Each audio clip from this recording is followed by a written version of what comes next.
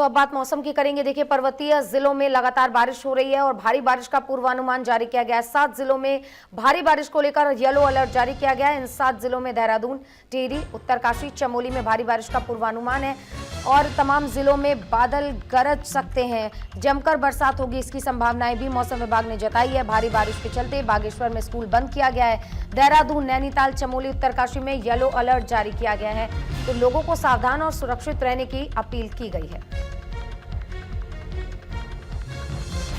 अहम जानकारी आप तक पहुंचा रहे हैं। उत्तराखंड वासियों के लिए बेहद ही अहम खबर, क्योंकि मौसम अभी कुछ दिनों तक ऐसे ही बिगड़ा रहने वाला है, इसलिए मौसम विभाग ने चेतावनी जारी कर दी है और पूर्वानुमान मौसम का लगाया गया है कि कई जिलों में भारी बारिश होगी, कई जिलों में गरज चमक के साथ बारिश होगी।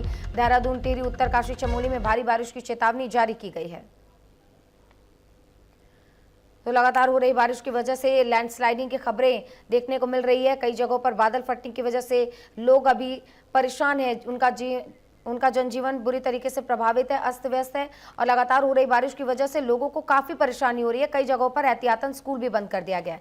क्या कुछ अपडेट है? हमारे सहयोगी विश्वास सैनी हरिद्वार से जुड़ गए, उन्हीं का रुख करेंगे। विश्वास, IMD की ओर से क्या चेतावनी जारी की गई है, क्योंकि तमाम जिलों में कहीं येलो अलर्ट, कहीं हाई अलर्ट पे रखा गया है।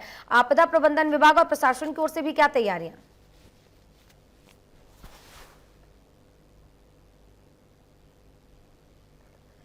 विश्वास, आप खुद को अनम्यूट कर लीजिए, आपकी आवाज नहीं आ रही। जी जी जी जी।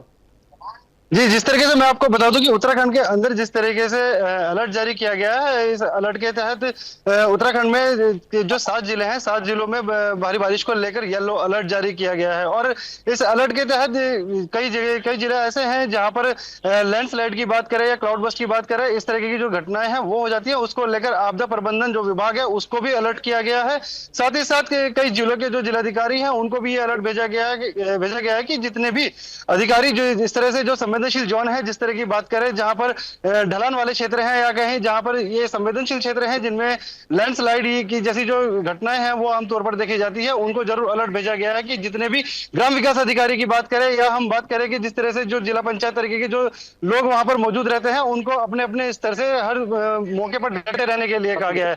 और जिस तरह से अभी येलो अलर्ट जारी किया गया है, इसके तहत मैं आपको बता दूं कि जिस तरह के 3 अलर्ट ये होते हैं, येलो अलर्ट, ऑरेंज अलर्ट और रेड अलर्ट। तो येलो अलर्ट में जितने भी लोग हैं उनको अपनी तरफ से आगाह किया जाता है और दूसरी तरफ जो ऑरेंज अलर्ट है इसमें प्रशासन को अलर्ट किया जाता है कि अपनी कार्रवाई के लिए हमेशा तैयार रहें।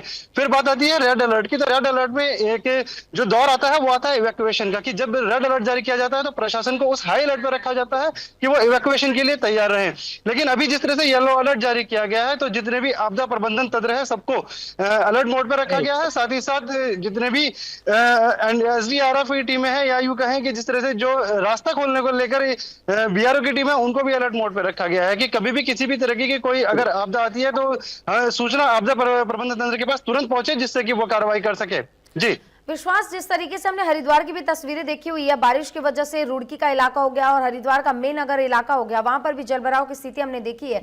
किस तरीके से प्रशासन ने जलभराव की स्थिति से निपटने की तैयारी की है, क्योंकि काफी दिक्कतों का सामना लोगों को करना पड़ा। स्कूलों को भी बंद रखा गया क्योंकि जलभराव है और गाड़ियों की रफ्तार इस वक्त काफी धीमी है। जी हाँ, बेशक मैं आपको बता दूं कि जिस तरीके से पहाड़ों पर जो बारिश हो रही है, पहाड़ों पर बारिश होने के चलते जो गंगा का जल स्तर है वो जरूर ऊपर बढ़ता है। जैसे ही गंगा अपने चेतावनी लेवल को क्रॉस करती है, जैसे कि 293 पे चेतावनी लेवल है, उसको जैसे ही वो क्रॉस करती है उसके बाद जितने भी तराई वाले क्षेत्र हैं, जो रुड़की की बात करें, लक्सर की बात करें, भगवानपुर की बात करें, इस पर जितने भी तराई वाले क्षेत्र हैं इनमें जरूर पानी पहुंच जाता है और पानी पहुंचने से मुख्यालय से उनका जो संपर्क है वो कट जाता है, कई जगह सड़कें बह जाती है। तो इसको लेकर प्रशासन जो है वो जरूर इस जगह अलर्ट है और अपने स्तर से इसके पानी जिस तरह से पहुंच रहा है उसको निकालने की कोशिश की जा रही है। साथ ही साथ जितने भी ग्राम विकास अधिकारी हैं या जितने भी प्रशासन के लोग हैं वो जरूर अलर्ट मोड पर हैं। और जितने भी हम बात करें कि जिस तरीके से जो ग्रामीण है, जो किसान है, उनको जरूर इस तरीके की जो दिक्कतें हैं उनका सामना करना पड़ रहा है। लेकिन अब गंगा का लेवल जैसे ही नीचे होता है तो पानी जरूर वहां से उतरता है, तो उसको लेकर प्रशासन जो है अब जगह जगह पहुंच रहा है। और अभी हमने पीछे देखा भी था जिस तरह से रुड़की विधायक प्रदीप बत्रा ने भी ट्रैक्टर के साथ वहां पर जो क्षेत्र है उन क्षेत्र का दौरा किया था। तो उसको लेकर हम कह सकते हैं कि प्रशासन जो है वो समय समय पर पहुंच रहा है मौके पर और लोगों के बीच जाकर इस तरह की जो दिक्कतें हैं उनको सुन रहा है और आने वाले समय में इसको लेकर जरूर वो कार्रवाई तेज करेंगे। जी बिल्कुल विश्वास ये भी जानना चाहेंगे क्योंकि पहाड़ों पर लगातार लैंडस्लाइडिंग हो रही है, कई गांव से संपर्क टूटा हुआ है, बिजली की आपूर्ति पूरी तरीके से ठप है। प्रशासन की क्या तैयारी है? ऐसे गांव से कैसे संपर्क किया जाएगा और बिजली की आपूर्ति जब तक पूरी नहीं होगी कांटेक्ट कर पाना बहुत मुश्किल है। जी हाँ, बेशक मैं बता दूं, जिस तरीके से लैंडस्लाइड होती है, लैंडस्लाइड होने से कई रास्ते जिस तरह से टूट जाते हैं और कई बिजली जो खंभे हैं वो भी क्षतिग्रस्त होते हैं, तो मुख्यालय से जुड़ना उनके लिए एक बड़ी चुनौती बन जाती है कि उनको किस तरीके से मुख्यालय से जोड़ा जाए। लेकिन प्रशासन जो है वो जरूर मौके पर अलर्ट है। और एक चीज ये देखी गई है कि जिस तरीके से अलर्ट है, तो अलर्ट जैसे ही मौसम का आता है तो उसके बाद प्रशासन जरूर इस जगह अलर्ट हो जाता है कि हम बात करें क्षेत्र में जिलाधिकारी हो या किसी भी विभाग के हो या फिर बिजली विभाग के हो या नेटवर्क की समस्या हो, तो उसको लेकर जरूर प्रशासन मौके पर अलर्ट हो जाता है। और अभी धीरे धीरे करके जिस तरह से रोड बंद हुई है, रोड क्लोज हुई है, इनको लेकर भी प्रशासन ने जो है अपनी तैयारी पूरी की है। और जितने भी जो मुख्यालय से गांव कटे हैं उनको लेकर भी अब प्रशासन जो है वो कवायद तेज कर रहा है और लोगों को प्रशासन मुख्यालय से जोड़ने की जो तैयारी है वो तेज की जा रही है। जाहिर सी बात है। तो देख सकते हैं आप कि लगातार उत्तराखंड में इस वक्त मौसम किस तरीके से खराब है। तमाम जानकारियों के लिए विश्वास आपका बहुत बहुत धन्यवाद। तो देखिए, यूं तो हरिद्वार के कई इलाके बारिश के साथ जलमग्न की समस्या से जूझ रहे हैं, लेकिन पतंजलि योगपीठ के शांतार शाह जाने वाली रोड की तस्वीरें चौंकाने वाली हैं। यहाँ लोग लंबे समय से जलभराव से परेशान हैं। हालत यह है कि सड़क पर पानी भरा रहता है और इसी के पास विद्युत विभाग का ट्रांसफार्मर भी रखा है जो कभी भी बड़े हादसे को न्योता दे सकता है। क्षेत्र में पानी से हालात इस कदर खराब है कि पंपिंग सेट लगाने के बावजूद भी हालत काबू में नहीं आ रहे। स्थानीय लोगों का कहना है कि उन्होंने इसकी शिकायत आपदा विभाग और उच्च अधिकारियों तक कर दी है, लेकिन अभी तक इस पूरे मामले पर सुनवाई नहीं हुई है। तो देखिए, ये तस्वीरें हम आपको दिखा रहे हैं जहां पर ये पतंजलि योगपीठ जाने का ये पूरा मार्ग है, जहां पर पानी जमा होने की वजह से लोगों को सबसे ज्यादा दिक्कतों का सामना करना पड़ रहा है।